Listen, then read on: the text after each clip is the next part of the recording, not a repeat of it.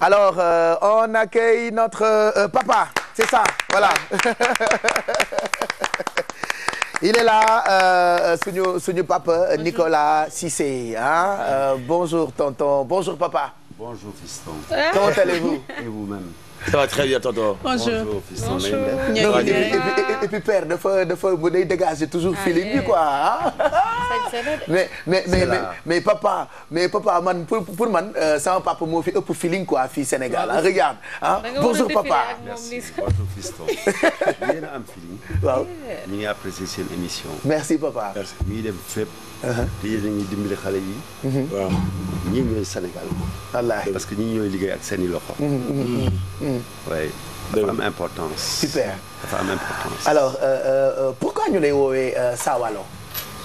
parce que dama am benn maam bu nekkoon Saloum. bu tuddoon Sawalo. Sawalo d'accord Sawalo Cissé. d'accord oui. alors comme présentation ah ñun ñëpp ñoo koy defandoo ensemble parce que sama papa Nicolas Sawalo Cissé. sama papa la papa Bijou papa ex. papa Mado mooy papa yu Sarah Cissé mi leen di bégal chaque 20h ci journal bi alors sama papa tellement il n'a musul chômé moo tax li muy def yëpp dañu ko bind mais ba tey doyul xajul ci benn page. alors sama papa c'est un producteur réalisateur cinéaste architecte urbaniste designer réalisateur. etc. xajul ci benn feuille et là il est venu nous voir ce matin pour nous parler pas d'architecture mais de cinéma alors on sait que fii Sénégal cinéma bi doxatul noonu il y a pas de salle de cinéma il y a presque plus de production cinématographique comme bi ñuy wax il y a presque pas de film yoo xamante ni mën nañu dem ci ay festival yu mag comme ñoom ni ñu amee chance seen ay film d'habitude di dem ay FESPACO ak yeneen i rendez-vous cinématographique yu àddina mais moom mu ngi xeex pour que cinéma au Sénégal jëm ca kanam ça va être difficile mais mu ngi continuer combat wam ça va pas être facile. Bien sûr Pape. D'abord je suis juste un homme à qui Dieu a prêté un bout de vie. Et dans ce bout de vie, je fais différentes choses parce que j'ai un pays extraordinaire avec des hommes extraordinaires. Ah oui, hein? Et c'est la raison pour laquelle, de l'architecture, je suis passé au design et du design au cinéma. Mais ces trois métiers sont ce qu'on appelle des métiers d'industrie. C'est-à-dire ce sont des métiers qui sont pourvoyeurs d'emplois. Vous savez que le bâtiment, dans le bâtiment, il y a beaucoup de gens, beaucoup de corporations qui travaillent. Dans le design, par exemple, cette table, je pense, autour de laquelle nous sommes tous, les chaises, les assiettes, les tables d'ordinateur, c'est du design. Et ce sont des objets qui appellent à un tirage au grand nombre. Donc, cette possibilité de faire travailler les Sénégalais. Et de la même manière, le cinéma aussi est un métier qui est pour les jeunes pourvoyeur d'emploi et pour le pays pourvoyeur de richesse. Voilà. Tout à fait. Et yooyu yëpp c'est art la yooyu yëpp art la. Mais vous avez les trois ou est-ce que à chaque fois que vous êtes dans un projet vous oubliez les autres métiers? Mon métier est architecte. J'ai fait 30 ans d'architecture. Et c'est au bout de ces 30 ans, comme je dis, que j'ai commencé à comprendre l'architecture, ce qui m'a permis peut-être d'aller m'investir dans d'autres métiers. Est-ce qu'il y a des similitudes entre les trois? L'architecture est l'art premier. C'est-à-dire c'est le premier des arts. Le premier des arts que les humains ont fait, c'est d'abord bâtir leur maison. C'est l'art premier. Et le cinéma, c'est le dernier. Maintenant, il paraît qu'on a trouvé le 8e et le 9e. Il y a l'art cyber, etc. Mais entre le premier et le 7e, j'ai eu un cheminement passionnant. Et je profite de cet instant pour dire que j'ai rencontré des hommes passionnants. Ou d'abord autour de ce film, autour du cinéma. Et yaa ngi doon waxtaan on peut parler aussi un peu en wolof.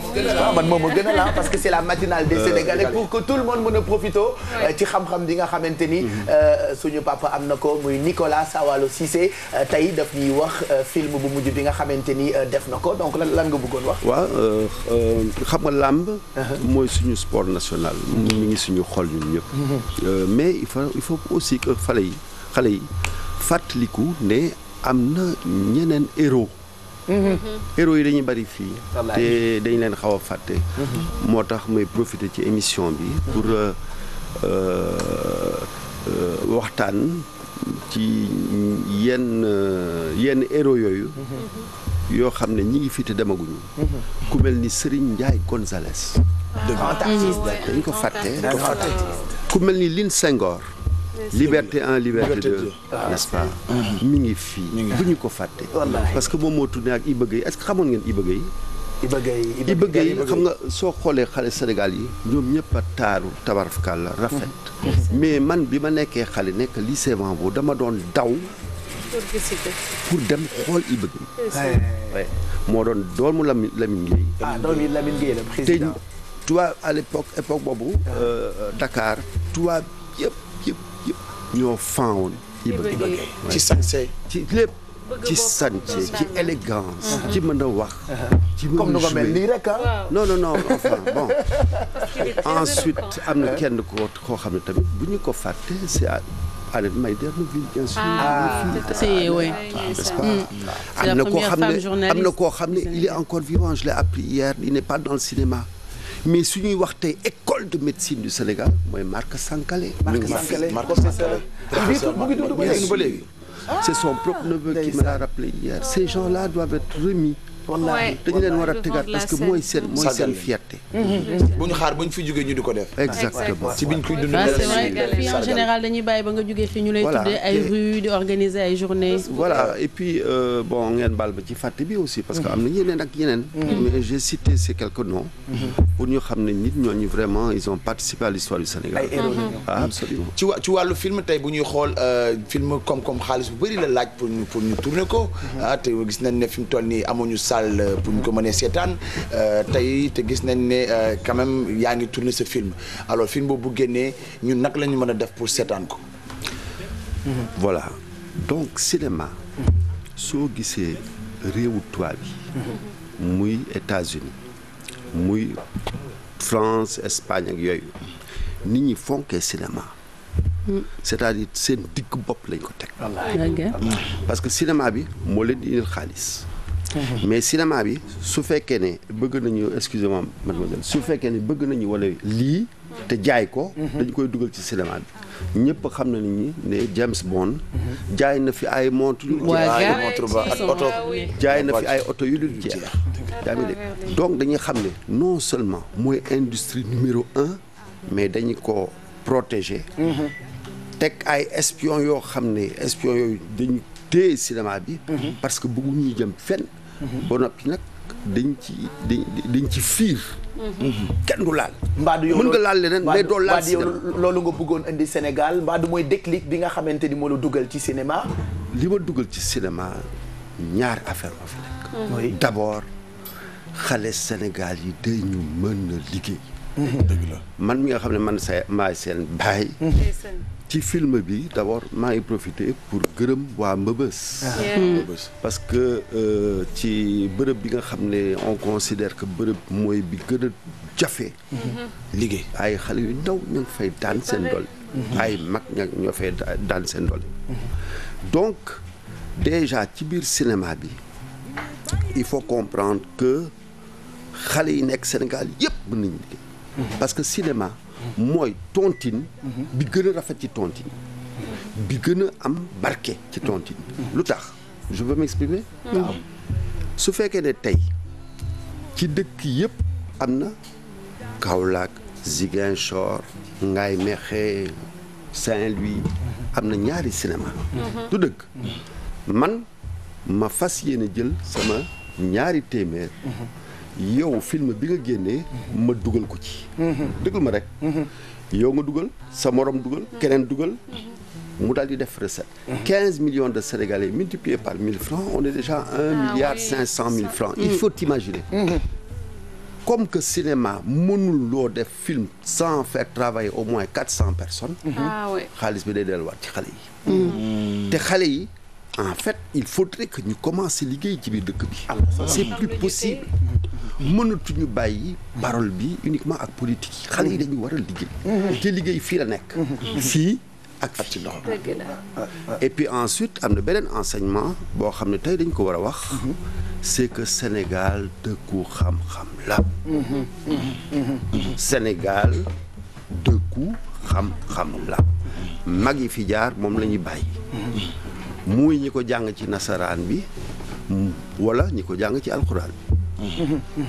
bu jëkk da nga doon gis taalibe tànki neen bu dox 200 kilomètres uniquement parce que dañu ko ne dëkk diw daal boroom xam-xam ma nga fa. Donc je pense que loolu waruñu ko fàtte non plus. Ouais.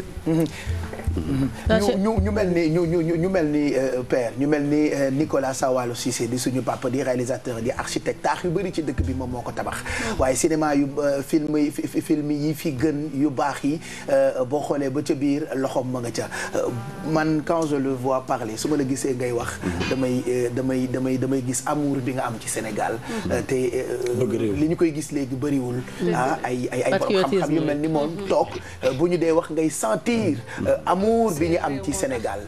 waaw xaw ma ndax yéen a ngi yëg loolu. xaw ma ndax yéen ñi seetaan itam yéen a ngi yëg li may yëg man en tout cas loolu laa yëg quoi amour bi ngay dégager envers Sénégal te pourtant say maam ñu ngi bàyyeekoo Liban.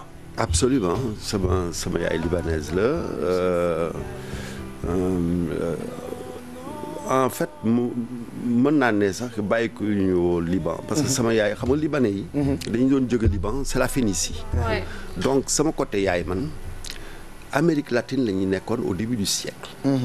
Pour raconter un peu l'histoire dañu fa ubbi woon au début du siècle les premiers studios de photo comme ñoom Safieddine mais Safieddine à Montevideo. kon yow ci cinéma bi nga dugg kay juddu la da nga ci juddu.